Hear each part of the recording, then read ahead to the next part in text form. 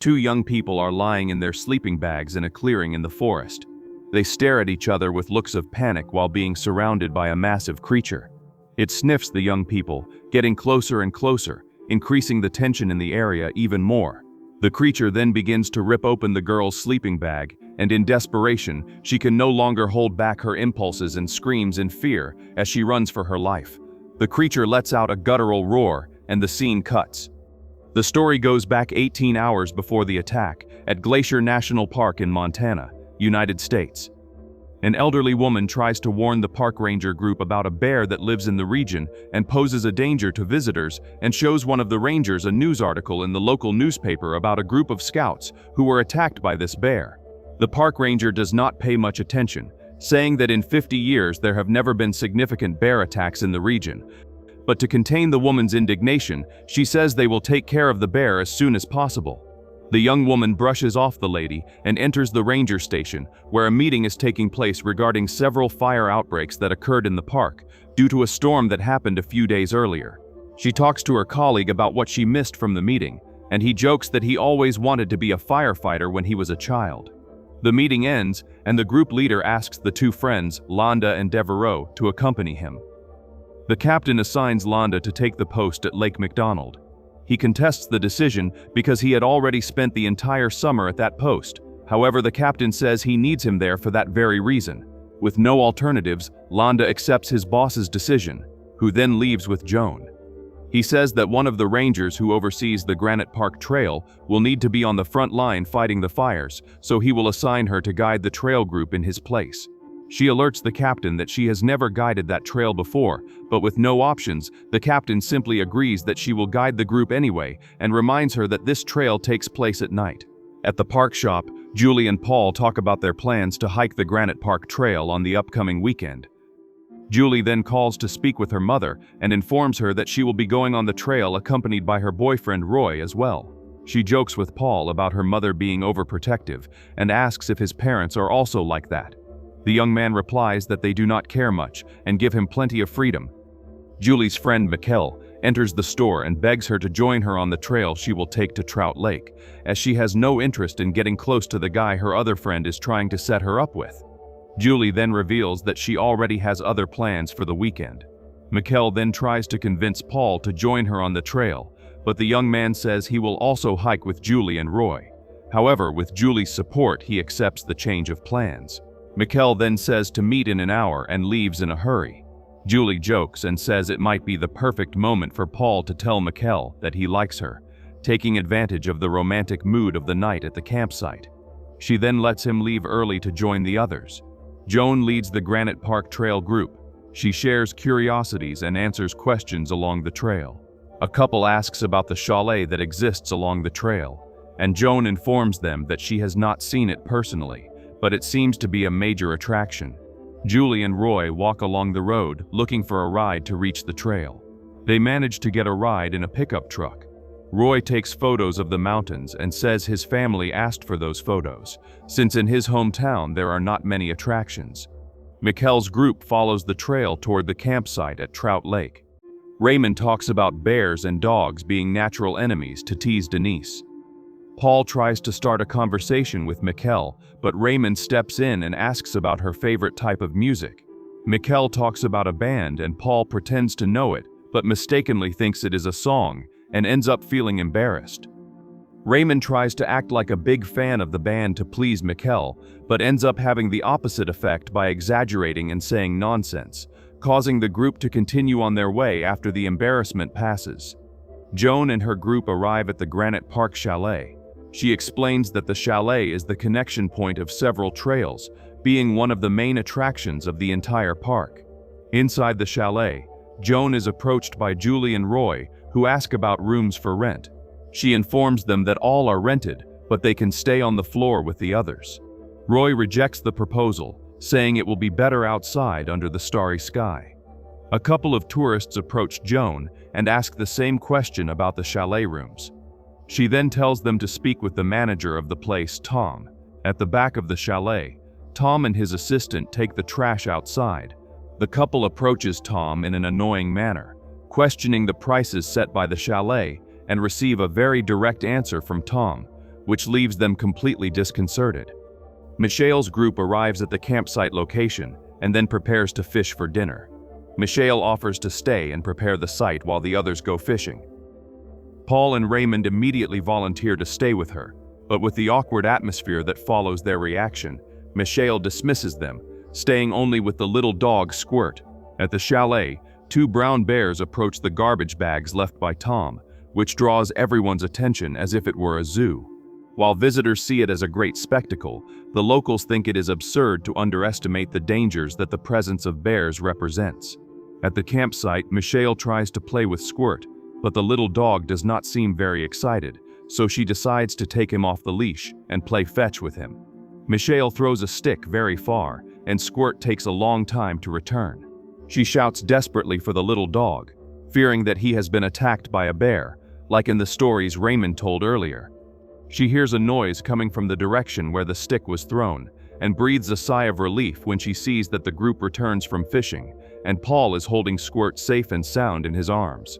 She teases the boys for not having caught any fish, only Denise, and it is up to Raymond to light the campfire. The couple Robert and Janet follow Don, thinking they are going to a small cabin nearby. However, disappointment comes when they find only a small shelter, without many walls or other forms of protection around. Janet asks Don what they would do if a bear appeared at the site, and he replies that they should run and climb some tree. Robert tries to look at the place optimistically and observes that there are some scaffolds that can be used to climb onto the roof in case of emergency. Janet does not seem very convinced and asks what happens if they do not have time to climb. Don replies that what remains is to play dead, leaving the couple slightly frightened by the possibility. The strange atmosphere is interrupted when Julie and Roy greet Don from a distance. Seeing the young people with their sleeping bags, the couple decides to stay and prepare for the night. Julie and Roy arrive at a campsite near the ruins of a small chalet that served as a support point for park visitors. Julie asks how Roy thinks Paul is doing with Mikkel on the other trail, saying she is optimistic about the couple. Roy does not seem so optimistic and says Paul will soon be heartbroken. Roy remembers that summer is ending in a few weeks, which means the couple will be separated. Julie says she does not even want to think about it and jokes with Roy about quitting everything and becoming mountain people. Roy admires Julie's beauty and asks to take a photo of her. Julie makes a funny face and the two smile together. Joan questions Tom about garbage disposal, which is attracting bears to the area. She asks if the ranger service is aware of what is happening, but Tom interrupts her, surprised that they hired a woman as a ranger. He takes her to the back of the chalet, where he reveals that there is only a small incinerator, insufficient for the number of guests, and states that he does not intend to buy a new one anytime soon, guaranteeing that the ranger service already knows about the situation. Before Joan can respond, Tom returns to the kitchen to prepare dinner. Michael's group talks about haircuts, while Paul films them with his camcorder. The conversation unfolds in a way that Michael begins to question Raymond's political ideals and why he supports the United States sending dozens of soldiers to certain death in the trenches. Realizing that the mood is getting heavy, Denise soon interrupts them. Raymond takes the camera and prepares to tease Paul by pointing it at him, but in the background a huge brown bear appears, growling fiercely. The young people run to hide from the bear behind a large rock. The enormous bear begins rummaging through and tearing some of the young people's clothes, devouring the fish they were preparing, returning to the forest without further problems. The young people argue whether it is really safe to remain at the site, and Raymond says the bear would be satisfied and would not bother them again. The group lights the fire and prepares to sleep, still very frightened. At the chalet, everyone sleeps calmly when they are awakened by cries for help from someone in the forest. With his shoulder lacerated and struggling to remain standing, Roy calls for help to Don, who wakes up frightened at seeing the state his friend is in. Roy warns that they were attacked by a bear and that they need to find Julie as soon as possible. The couple wakes up frightened by the scene and runs to the roof seeking protection. Don does everything to keep his friend alive, who is in shock.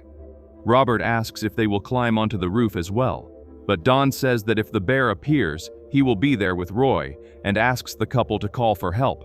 Robert shouts for help while Janet makes the SOS signal with her flashlight. In the cabin, the family who heard the screams in the forest asks the other visitors for help. On the chalet porch, Joan, the family and two more local residents talk about what happened when they see in the distance Janet's light signal. Through shouts, Joan asks what happened, and Robert warns that there was a bear attack and asks them to bring weapons, leaving the group at the chalet apprehensive about the situation. Don tries to calm Roy, who can only think about saving Julie. He then asks his friend what happened so they can find her more easily. We then return to the initial scene, with Roy waking up and Julie telling him, completely terrified, to play dead because a huge brown bear is surrounding them. Despair hits when the bear begins to bite and tear Roy's sleeping bag and ends up biting his shoulder. Roy tries with all his strength to endure the pain and not scream. The bear then begins to bite the bag where Julie is and apparently breaks the young woman's leg with a bite. Julie lets out a very loud scream, a mixture of pain and despair, which seems to further incite the bear that begins dragging her through the forest while the young woman cries for help. Roy stands up dazed and realizes his injury. Back to the present, Roy begs them to find Julie. Joan and the others follow the trail toward the place where they saw the call for help. The group carries a pot with a lit fire and say that only fire is capable of driving away a ferocious bear. Tom considers the reports to be mere nonsense from visitors inexperienced with the wilderness. The group arrives at the site and one of the visitors, who is a doctor, provides first aid to Roy.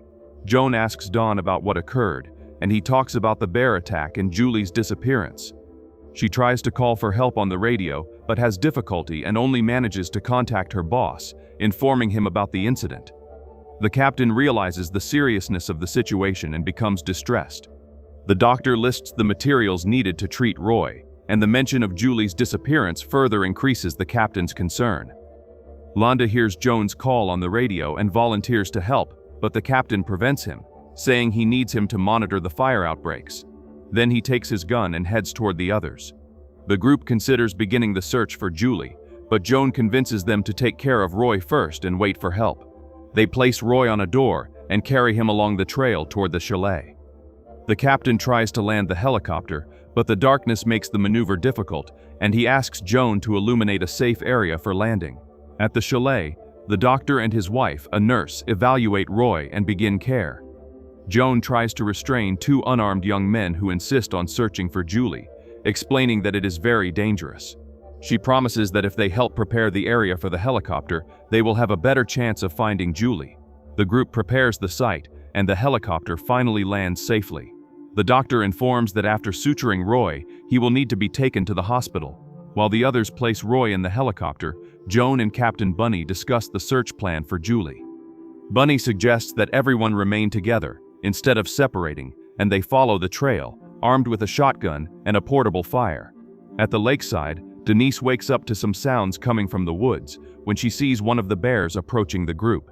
She hides in her sleeping bag and tries everything to keep Squirt quiet so as not to attract the bear's attention. It approaches and begins sniffing Denise's sleeping bag, and when Paul notices, he shouts and runs, drawing the beast's attention, allowing the others to flee and hide on top of the rocks. The zipper of Mikkel's sleeping bag gets stuck, preventing her escape. She tries to hide, but like Julie, ends up being dragged into the forest by the enormous brown bear, while her friends watch the situation in terror. Joan and Bunny's group arrives at the place where Roy and Julie were attacked and search for traces of the girls' whereabouts. They conclude that the bear carried her uphill, so Bunny gathers everyone, saying he needs their help because he has only one shot, and that with the darkness of the forest, all lights need to be on the beast if it appears. Bunny leads the group uphill in search of the young woman. They find some traces of her along the way, increasing hope of finding her still alive. Further ahead, using her last remnants of strength, Julie whispers for help and luckily manages to be heard. The doctor performs first aid, and the group begins transporting the young woman as quickly as possible. On the way, the doctor informs that Julie's situation is serious, as one of her lungs is compromised and she has lost a lot of blood, being a true miracle that she managed to stay alive. They arrive at the chalet, and medical procedures begin to be performed. Bunny comforts Joan about the decisions she made and her performance in handling the situation. The doctor and his wife discuss Julie's condition. He says he fears it is too late to save her. One of the men who assisted in the rescue, who is a priest, approaches and after a few words of comfort, performs the young woman's baptism. Unfortunately, Julie does not survive her injuries and dies right there on the chalet table, leaving everyone devastated. Bunny asks if Joan is in condition to guide the group back in the morning and assumes that what happened was the result of negligence by the Ranger Service for having become complacent with the simpler incidents that bears caused every year. The young woman's body is then transported by helicopter and Bunny accompanies her. Back at the chalet, Joan informs that in the morning they will be returning home. Tom, feeling guilty about the situation, removes from the menu one of the items that referenced bears. At dawn, Paul and Raymond search for traces of McKelly but find nothing. Then the group decides to seek help from the Ranger Service before searching for McKelly. The young people arrive at the cabin where Leonard Landa is and inform him about the attack and disappearance of their friend. Leonard thinks it is impossible for two bear attacks to occur at the same time, but still informs Bunny and leaves with Paul and Raymond in search of McKelly. Leonard informs the boys about Julie's death, which leaves Paul quite shaken by losing his friend. However, he decides to continue the search for McKelly anyway. They head toward the lake in Leonard's pickup truck. Arriving there, they inform the ranger about what happened and begin searching the area. They head uphill shouting McKelly's name. Leonard finds a severed ear that likely belongs to McKelly, but does not inform the boys to avoid commotion.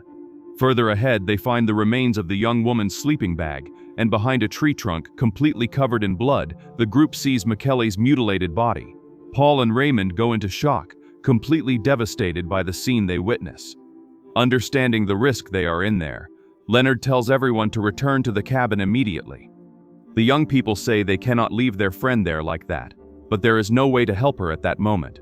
At the chalet, everyone tries to have breakfast. However, the events of the previous night take away everyone's appetite. Later, everyone leaves the chalet toward the trail that will lead them back home. Joan asks Don and the priest for help in accompanying the group, and then observes Tom's change in attitude regarding the garbage, beginning to incinerate all the bags and planning to provide a larger incinerator as soon as possible. The group follows the trail. A pair of visitors belittles the young people's deaths, generating an argument with Janet, who defends them. They are interrupted by a group of armed rangers who head in the opposite direction of the trail, passing right by them. The doctor's daughter asks if they were not there to protect them during the return, but another visitor says they are actually there to kill the bears. They reach the bus and Joan says goodbye to everyone. The doctor thanks her for the help she provided and comforts her about Julie's case, saying that even in a fully prepared hospital it would be almost impossible to save her. Another ranger informs Joan about the incident involving McHale and the two head to Leonard's post. The two discuss the probabilities of two simultaneous attacks in different parts of the park.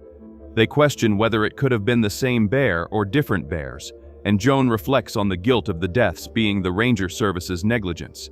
The film, based on real events, ends by presenting some information about the events after the night of the attacks, with the autopsies performed on the bears confirming the attacks and the various stricter bear feeding prevention program laws implemented in several parks across the United States.